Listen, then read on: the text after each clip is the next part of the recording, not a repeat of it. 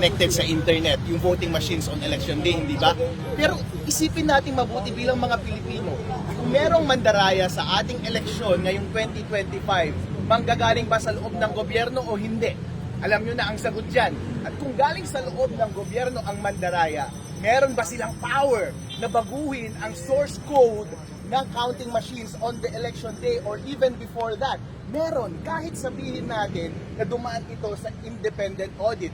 Ngayon, kung corrupted ang source code on election day at merong access sa internet, yun na lamang ang tanging paraan para ang isang mandaraya ng eleksyon ay baguhin ang resulta ng mga election returns. Tandaan po natin, habang nagbobotohan po tayo, ang ating automated counting machine ay hindi pinapakita ang live score ng makina na yon sa atin. Saka lang natin malalaman ang score ng makina na yon pagka-print ng election return. Kaya even before pagka-print ng election return, wala dapat access ang kahit na sino ang masamang tao sa makina na yon. Dahil kapag may access ang masamang tao sa makina, baka yung lumabas na final score ay hindi yung totoong score na ibinoto ng mga taong bayan dun sa makina na yon.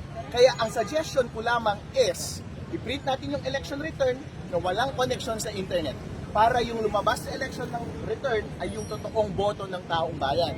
Pag hawak na ng mga watcher yung election return, malamang yung counting machine, pwede mo nang i-connect sa internet at ipasa nila yung final score na yon doon sa servers ng COMELEC.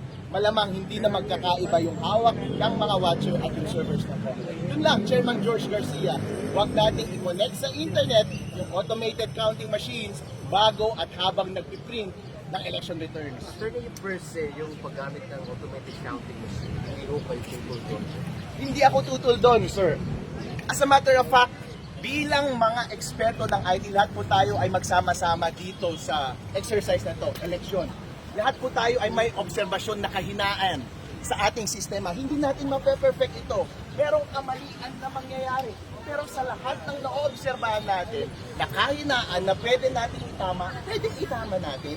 Kasi wala namang mawawala sa atin eh. Pareho lang tayo, Chairman George Garcia, na ang hangarin ay palakasin at patatagin ang integridad ng eleksyon natin ngayong 2025.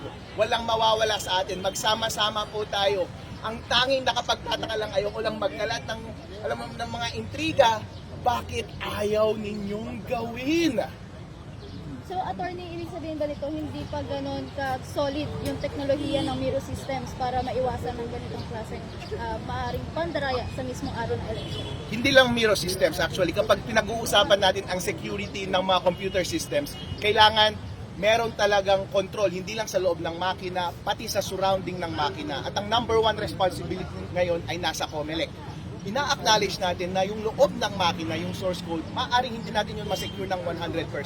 Pero meron kang magagawa sa labas ng makina para hindi ma-take advantage yung vulnerability na yun sa loob ng makina. Kaya nasa COMELEC ngayon, COMELEC, kahit hindi ka IT, kahit hindi ikaw yung nag-develop ng Miro Systems, ang gawin mo lang is huwag mong i-connect sa internet para hindi ma-take advantage yung vulnerability ng automated counting machine. Sir, mag-iba lang po ng konti po. The COMELEC filed complaints against you. Meron na po